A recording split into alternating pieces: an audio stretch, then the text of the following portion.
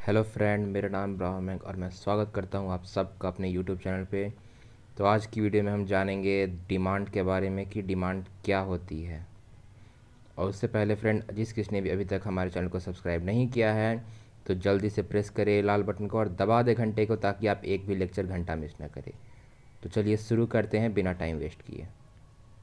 In economics, demand has a particular meaning distinct from ordinary usages. अर्थशास्त्र के भाषा में अगर हम कहें तो डिमांड का एक अलग मीनिंग होता है नॉर्मल मीनिंग के मुकाबले में। ठीक है फ्रेंड।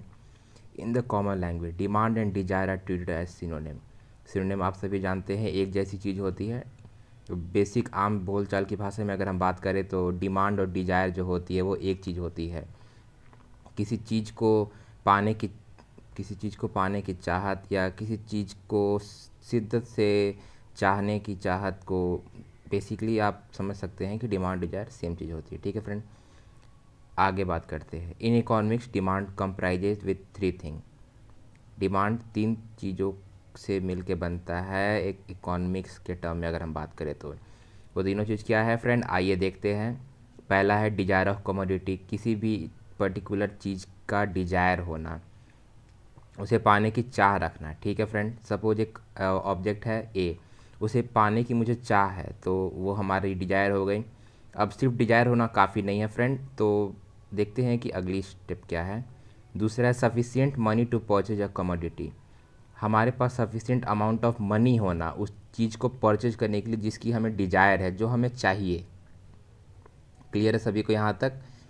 अब थर्ड और लास्ट स्टेप होता है willingness to spend money to purchase the commodity. सिर्फ उस चीज़ को पाने की चाहत, भरपूर पैसा ही काफ़ी नहीं होता है।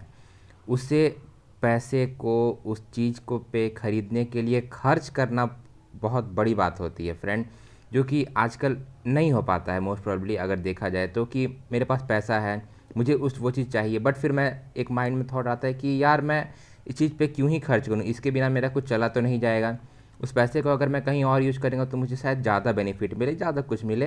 तो बेसिकली थर्ड स्टेप आते हैं हमारे willingness to spend the money. Not having money is okay, but having the willingness to spend it is great one. Clear है सभी को यहाँ तक।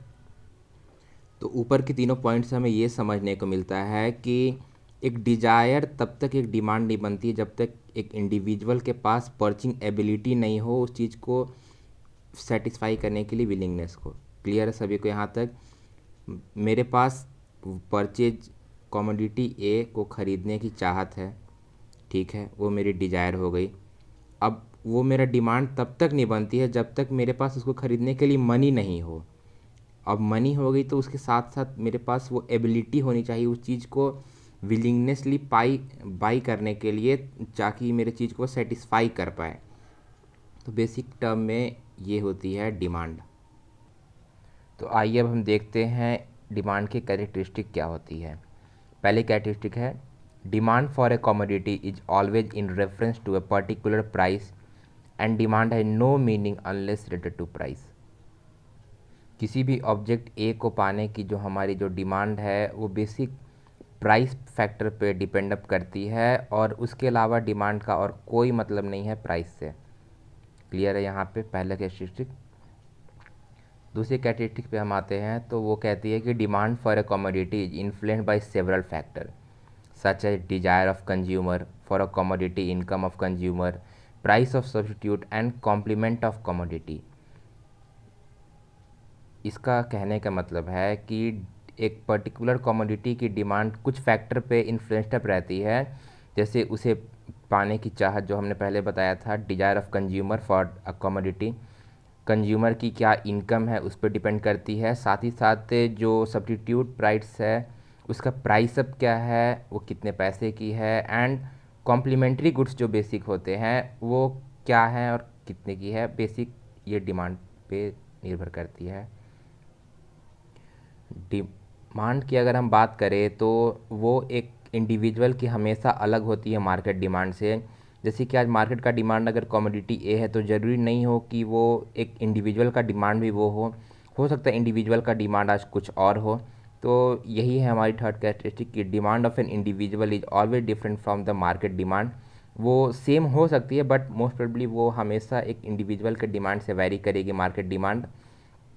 फोर्थ पॉइंट पे हम आते हैं, individual demand refer to quantity of commodity that a particular person is ready to purchase at a given price over a period of time. अब ऊपर हमने बात किया कि इंडिविजुअल की डिमांड हमेशा मार्केट डिमांड से अलग होती है, तो उसी बेसिस पे हमारी फोर्थ कैरेक्टरिस्टिक आती है जो कहती है कि इंडिविजुअल का जो डिमांड होता है वो किन किन चीज़ पे रेफ़र करता है। बेसिकली क्वांटिटी ऑफ कमोडिटी पे, कि एक पर्टिकुलर जो पर्सन है वो कितना कमोडिटी का क्वांटिटी वो ख़रीदना चाहता है और कितने प्राइस पे ख़रीदना चाहता है, और कितना वो ख़रीदना चाहता है, कितने प्राइस पे, और कितने पीरियड के अंदर में वो चीज़ वो इंडिविजुअल को चाहिए होता है, एज ए डिमांड रहती है उस चीज़ की। क्योंकि किसी भी चीज़ का डिमांड लाइफ टाइम के लिए नहीं हो सकता, उसकी एक पर्टिकुलर पीरियड फिक्सअप रहती है। आप चाहे उसे फिक्सअप करें या ना करें, बट एक टाइम के बाद अगर आपको वो चीज़ नहीं मिले या आपके पास वो चीज़ रहे भी तो उसकी डिमांड एक टाइम बाद ख़त्म हो जाती है। क्योंकि बेसिक ह्यूमन नेचर में ये चीज़ होती है कि डिमांड किसी भी चीज़ की आपकी वो परमानेंट नहीं रह सकती है, वो चेंज अप करते रहती है। तो वही यहाँ कह रहा है कि इंडिविजुअल का जो डिमांड है एक पर्टिकुलर कमोडिटी को ख़रीदने के लिए, वो डिपेंड अप करती है प्राइस पे, कि वो प्राइस अप क्या है, कितने प्राइस पे वो चीज़ बिक रही है, और साथ साथ उसे वो कितने पीरियड ऑफ टाइम के लिए चाहिए, मतलब एक पर्टिकुलर पीरियड ऑफ टाइम को लेकर के। ठीक है, क्लियर है सभी को यहाँ तक फ्रेंड? आते हैं हमारे लास्ट कैरेक्टरिस्टिक की तरफ जो कहती है कि market demand is total quantity of commodity that all person is to purchase at a given period of time. In other word, market demand is the sum of individual demand for a particular product. ऊपर हमने जाना individual demand के बारे में, उसी characteristic. अब हम जानते हैं मार्केट डिमांड यहाँ पे क्या कहती है। मार्केट डिमांड जो होती है एक टोटल कमोडिटी की जो एक डिमांड होती है वो बेसिकली मार्केट डिमांड कही जाती है। और वो किस पे डिपेंड अप करती है? वो डिपेंड अप करती है एक छोटे छोटे इंडिविजुअल पे, मतलब अगर एक पर्सन है, क्योंकि मार्केट डिमांड बेसिकली होगी कि एक ग्रुप एक पूरे कमोडिटी की क्या डिमांड है किसी पर्टिकुलर प्रोडक्ट या चीज़ों को लेकर के और एक पीरियड ऑफ टाइम तक, तो वो किस पे डिपेंड अप करती है। क्योंकि मार्केट डिमांड इंडिविजुअल की अगर हम सब डिमांड को जोड़ें तो वो as a whole compromise up करती है हमारी मार्केट डिमांड बनने में। तो वही यहाँ पे कह रही है कि मार्केट डिमांड जो है वो सम ऑफ इंडिविजुअल है। इंडिविजुअल डिमांड का मतलब अगर 10 पर्सन है इंडिविजुअल में, 10 का डिमांड है कमोडिटी ए, और फिर अगर हम नेक्स्ट 10 पर्सन को चुने तो उसमें भी 5 का डिमांड है कमोडिटी ए और नेक्स्ट का 5 का डिमांड है कमोडिटी बी। तो टोटल हमारे पास से market demand as a whole अगर हम करें तो sum of individual market demand commodity A का ज़्यादा होता है, ज़्यादा आ रहा है कमोडिटी बी के मुकाबले, तो वो हमारी मार्केट डिमांड हो गई। क्लियर है सभी को यहाँ तक? तो फ्रेंड होपफुली मैं ये कहता हूँ कि आप सभी को डिमांड समझ आ गई होगी कि बेसिक डिमांड क्या होती है और उसकी कैरेक्टरिस्टिक क्या होती है। तो अगर आपको हमारा वीडियो पसंद आया हो तो लाइक करें इस वीडियो को, सब्सक्राइब करें हमारे चैनल को, और कमेंट करके ज़रूर बताएं कि आपको हमारा वीडियो कैसा लगा और आप नेक्स्ट वीडियो किस लेक्चर पे चाहते हैं। मिलते हैं नए लेक्चर के साथ जल्दी, तब तक के लिए चैनल को सब्सक्राइब करें और बेल नोटिफिकेशन ऑन करें।